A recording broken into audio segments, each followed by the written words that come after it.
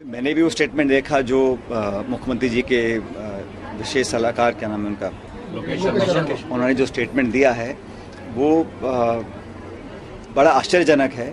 और क्योंकि वो मुख्यमंत्री जी के ओएसडी का है इसलिए चिंता का विषय भी है। और इस पर मुझे पूरी उम्मीद है कि पार्टी कहीं ना कहीं इस पर ध्यान देगी कि ये क्यों कहा गया, क्या सच है क्या झूठ है। लेकिन ये ऐसा बोला इन्होंने, ये अपने आप में मैं समझता हूँ बड़ा चिंता का विषय है। कल मतगणना हुई और विधानसभा क्षेत्र से अच्छा बहुमत लेके पब्लिक ने, मतदाताओं ने आशीर्वाद दिया है। तो आज मैं सभी कार्यकर्ताओं का धन्यवाद करने के लिए क्षेत्र में हूँ और सभी मतदाताओं का मैंने बहुत आभार व्यक्त किया है कि इतना असीम प्रेम और आशीर्वाद मुझे मिला। एक भारी बहुमत के साथ कांग्रेस पार्टी की जीत हुई। तो सभी लोगों ने जो कई हफ्तों तक दिन रात मेहनत करी, हमारे कार्यकर्ताओं ने, लोगों ने, आमजन ने, उन सबका मैंने आभार व्यक्त किया है, उनको धन्यवाद ज्ञापित किया है और इस बात का आश्वासन उनको दिया है कि विकास की जो हमने शुरुआत करी है 5 साल पहले, उसमें कमी नहीं आने देंगे और पूरी लगन से, पूरी ताकत से, पूरी शिद्दत से, पूरी ईमानदारी से जो विकास का काम हमने चालू किया है उसको बिना रोक टोक अगले 5 साल तक चालू करते रहेंगे। जो परिणाम आए वो उसमें हमारी सरकार नहीं बन पाई और जिस परंपरा को तोड़ने के लिए हम लोगों ने बहुत मेहनत करी और हर कोशिश करने के बावजूद भी हम कामयाब नहीं हो सके।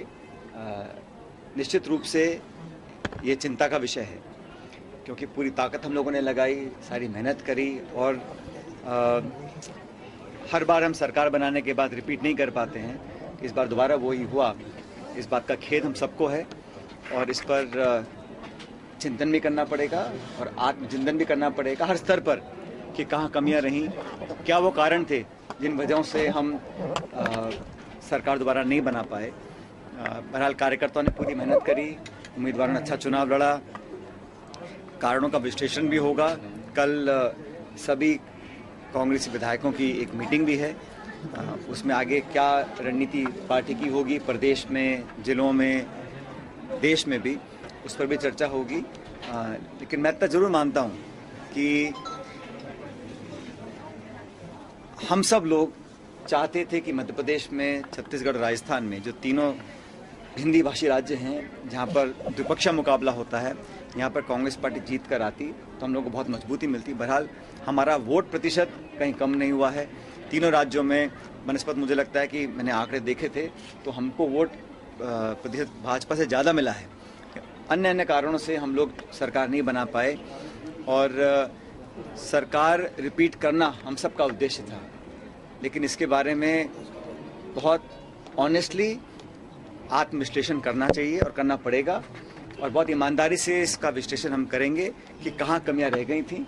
क्योंकि आने वाले समय में लोकसभा के चुनाव में 5 महीने के बाद वो बड़ी चुनौती जैसी सामने है और इसमें पूरे प्रचार में खड़गे साहब हों, प्रियंका जी हों, राहुल जी हों, हर प्रदेश में वो गए, पूरी ताकत के साथ काम भी किया, फिर भी हम सरकार नहीं बना पाए। लेकिन एक मजबूत और सशक्त विपक्ष बनकर हम लोग काम करेंगे और आने वाली जो नई सरकार है उन्होंने जो वादे किए हैं उनको पूरा करने के लिए उनको मजबूर करेंगे और जनता की आवाज़ बनने का काम हम लोग करेंगे। 2018 में आपको मुख्यमंत्री बनाया होता कि नतीजे कुछ और होते इस बार? 2024 और 28 के लिए जो है जोश बढ़ने का मूल मंत्र क्या रहने वाला है?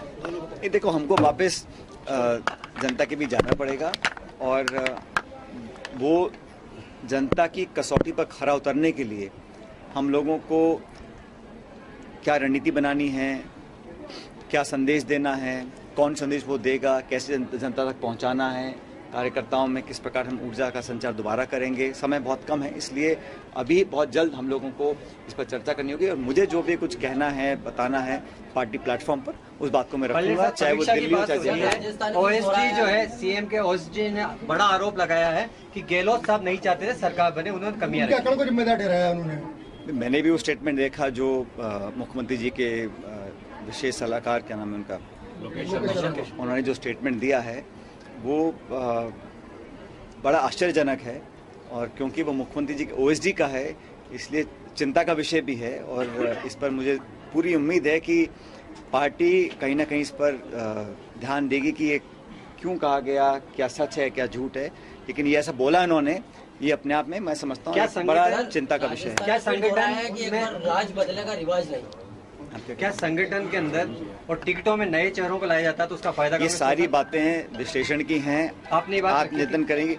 मैंने जो कहा था वो मेरे पार्टी प्लेटफॉर्म पे कहा था, आगे मुझे जो कहना है मैं पार्टी प्लेटफॉर्म पे बोलूंगा। लेकिन आज हमारी जिम्मेदारी ये है कि जनता ने हमको विपक्ष बैठने का आदेश दिया है, उसका पूरा सम्मान हम लोग करते हैं। जनता जनार्दन है, उनका निर्णय अंतिम होता है